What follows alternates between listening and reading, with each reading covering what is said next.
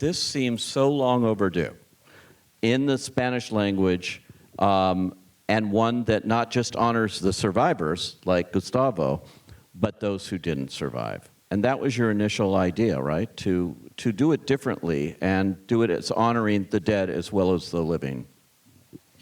Yeah, I was shocked by Pablo Vierci's book. There was something that, I knew the fact, but there was something bigger than the fact in that book. It was gigantic in every single level, on a psychological, on a spiritual, philosophical level.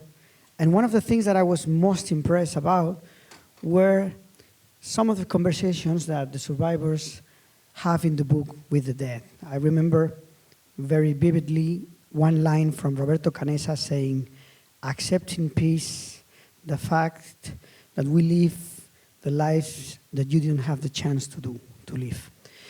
And I was very shocked about that. Now when I see the movie, it's when I realized that somehow my instinct was leading me to this idea that I think is a very beautiful idea, to give the chance the survivors to give their testimony so these people can have a voice and can tell their story, because everything has been told about this story. But there was some missing part. That missing part was the testimony of these people that were so important to these people to come back home. Yeah, it's amazing. And I should mention, too, this is the official Spanish entry for the Academy Awards. So that's really exciting.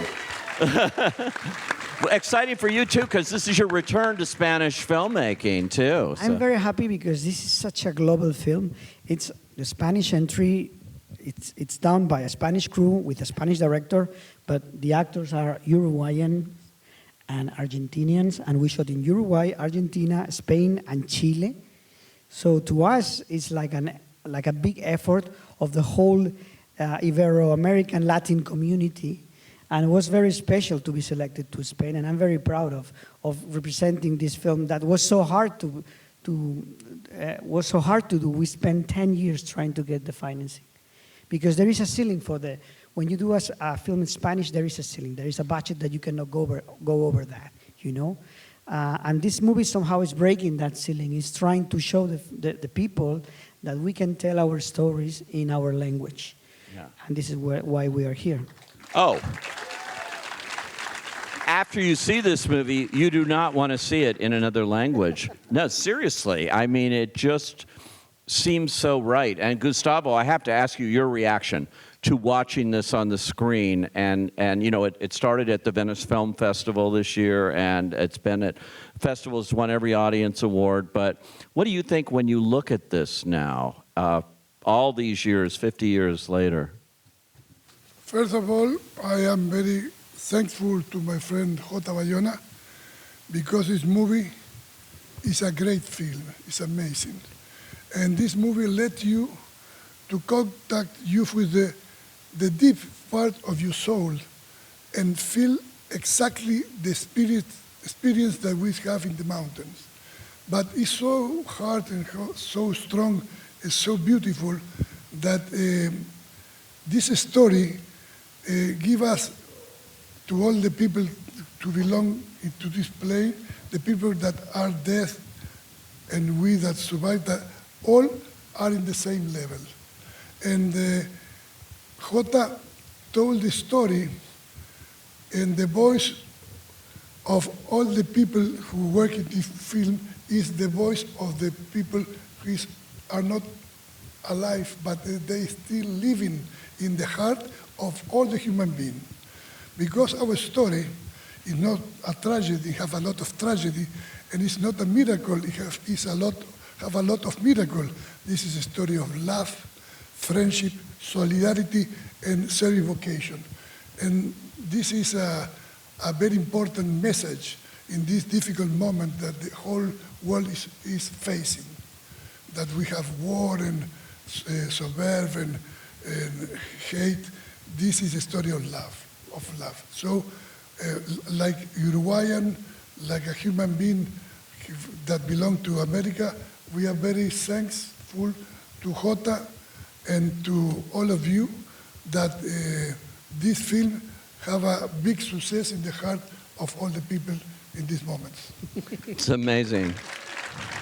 And I want to mention, too, that also here in the audience, we have your childhood friend, somebody, it sounds like this is your life, your childhood friend who you grew up with, basically, who wrote the book upon which this is based. Where is he? Pablo Vierci is over Pablo there. Vierci. There he is. He is the author of the book. So key, Juan, I think, to making this the movie that you wanted to make. Yeah, he's been the most patient man in the world. The first email I sent them was in 2011, and then we started to work in 2016, right? And you know what? One of the challenges, because this is something I told the survivors, is like you had 50 years to try to figure out what was the meaning of what happened in the mountain. I have 2 years to find the meaning. So it was an exploration. No, it was not just telling the story, it was an exploration. And we basically, what we did with an amazing cast that was brave enough to follow the crazy idea of just going through everything that they went through in the mountain in the same conditions. So they went through the loneliness, the cold, the hunger, basically to make ourselves the same questions they did in the mountain and try to understand what was the meaning of that. At the end is the big question. When you do that question again and again and again, at the end is the big question, what is the meaning of life? And this is what we try to explore in a very hard but at the same time very beautiful journey that was this movie. Yeah, it's amazing. And Enzo, I'm just as happy to see you surviving the filming of this because it was a rugged shoot, was it not? Being on that mountain and making this movie as authentic as it is. Enzo, me da gusto verte aquí y que hayas sobrevivido este rodaje, porque ciertamente sí que fue duro y lo sobreviviste, así como el caballero que sobrevivió todo. Entonces, si nos puedes comentar un poco cómo fue esa experiencia. El rodaje fue difícil, fue un rodaje de mucho frío, un rodaje muy largo, de mucho sufrimiento, pero a la vez todas estas cosas, sentir frío durante tanto tiempo, sentir hambre todo el tiempo, era todo lo que necesitabas para actuar esta historia. Al final terminabas encontrando en ese dolor un poco el camino para actuar eso que tenías que actuar. La parte más difícil de actuar esto no era el frío, no era el hambre, sino que era lo que ellos sentían, que es una cosa que uno nunca va a poder acercarse. La sensación de tener la muerte tan cerca, de ver a tus amigos morir, de sentir que la vida depende de un hilo, esa sensación era lo que había que actuar y era lo más complejo de todo esto, lograr entender ese nivel de complejidad de emoción. Certainly it was a hard shooting, it was definitely cold, it was long, and there was certainly suffering, but the suffering was the way to find the story, because it is important to feel all of that so that you understand what the characters went through, and that was the path, because we can never really know what was it like for them to feel death so close, to see your friends dying in front of you, and all of that experience is what allowed us to feel and get close to that. Wow.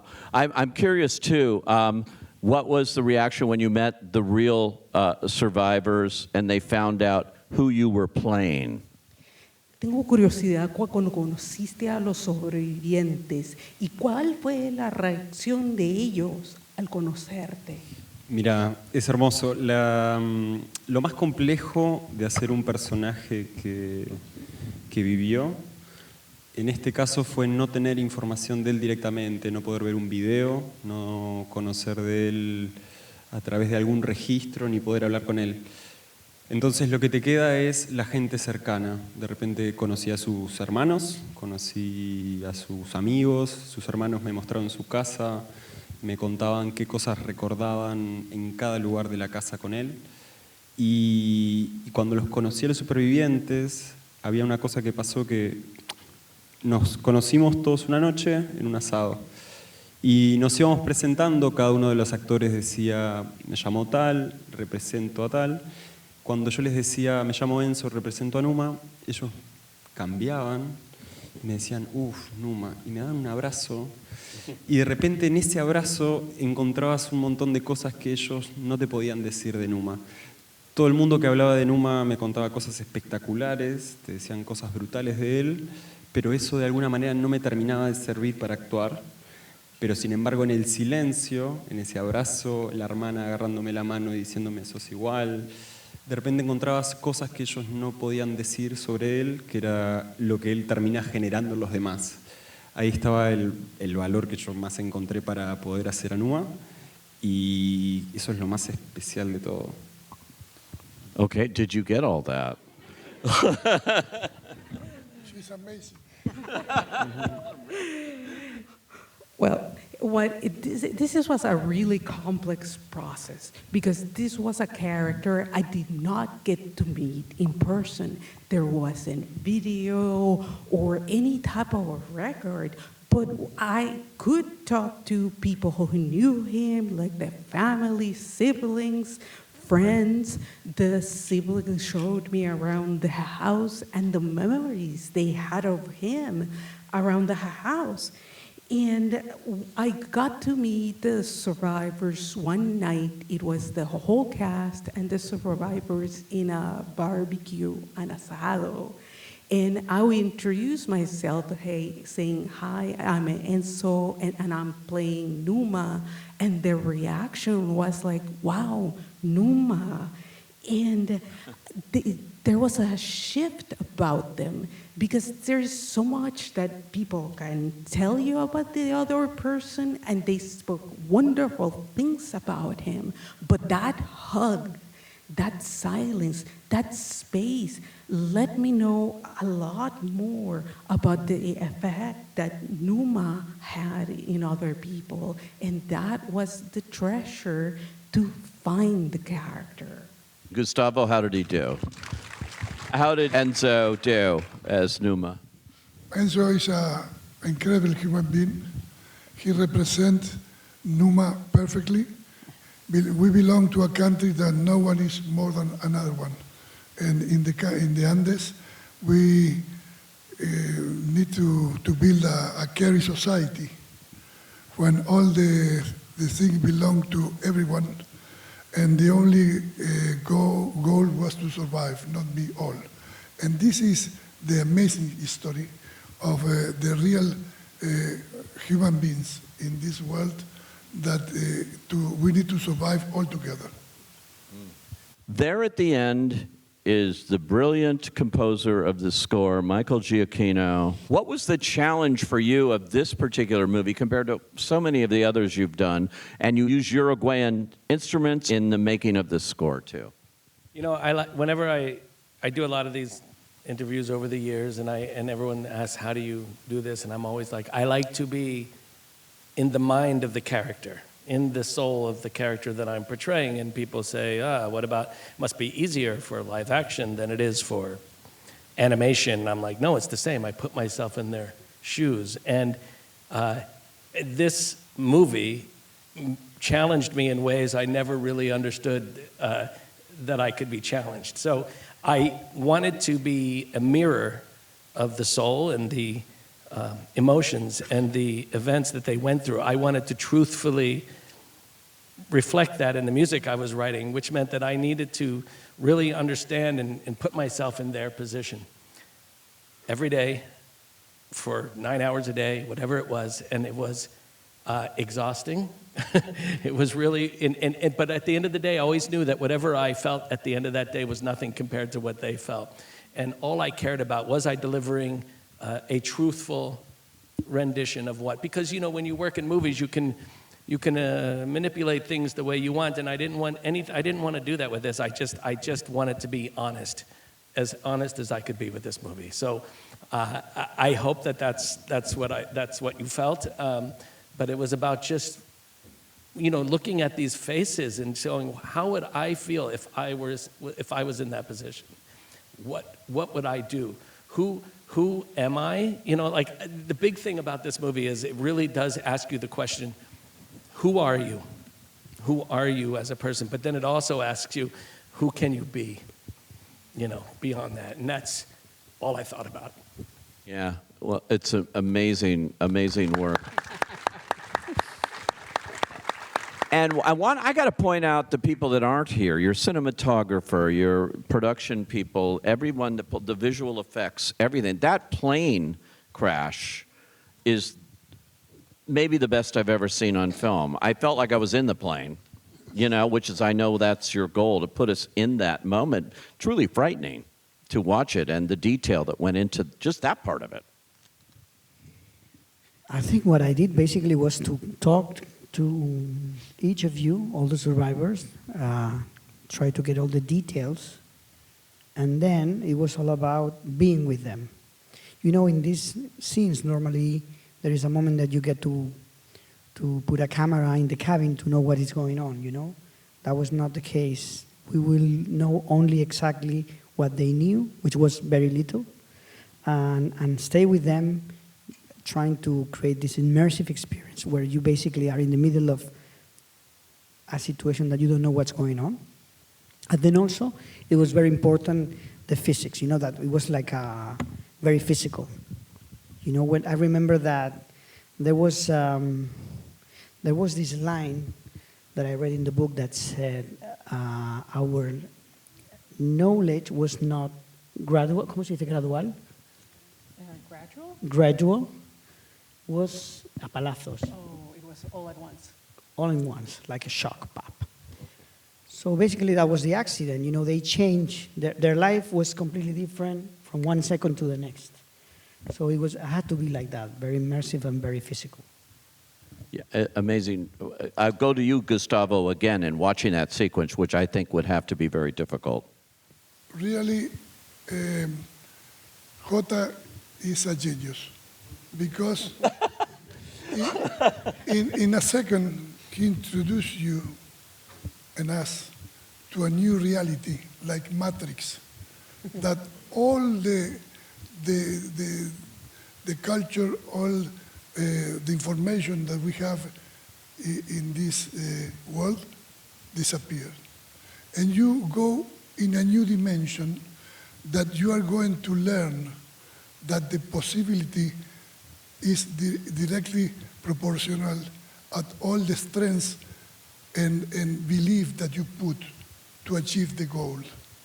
And we learn to walk under the water because we have faith. And we learn also that hope is the little sister of faith. And if you lost the illusion to have success, you are going to die. But we still living, and our friend is still living because life is more strong than death. And that is what this man shows to us first, and the same day, in the same cinema, 350 people, families of all the people who fly in this plane, stand up when the film finished and start to applaud, to cry and hug each other, because for the first time they have the same reality, and they understand that the people who die and the people that survive are the same. That is the story that the J. Bayona and Netflix are going to show to all the world. And we are very proud to be part of this story because now belong to all the human beings. Yeah, that's not bad. As a filmmaker, how does that feel? Is that your ultimate goal too, when you're doing a true story? The thing is that I had the trust of a lot of people in this film. They gave me everything. From the very beginning, I knew that we couldn't do this film without the advice and the permission, not only of the survivors, but also the families of the deceased. From the very beginning, we told them the perspective was going to be different. It's very interesting, the story that we all knew about this excellent group. They never left anyone behind. They took care of each other all the time. Panic never ran in the group. But then when you go to the individuals, it's very different. It's very complex. The energy, they measure the energy very differently. For example, Numa gave a lot and he didn't make it. Some people gave less and made it at the end. So that was very interesting. Normally this kind of stories is the one who gives the most is the one who gets the reward. And in this story, there were some people who gave the most and didn't came back. That was very interesting. That was very complex. And I think that was the whole point of the film, is like trying to tell the people that these people was as important as the other ones. And that's what really happened in that screening. We were very scared. It was like 6 days before going to Venice. That was the world premiere.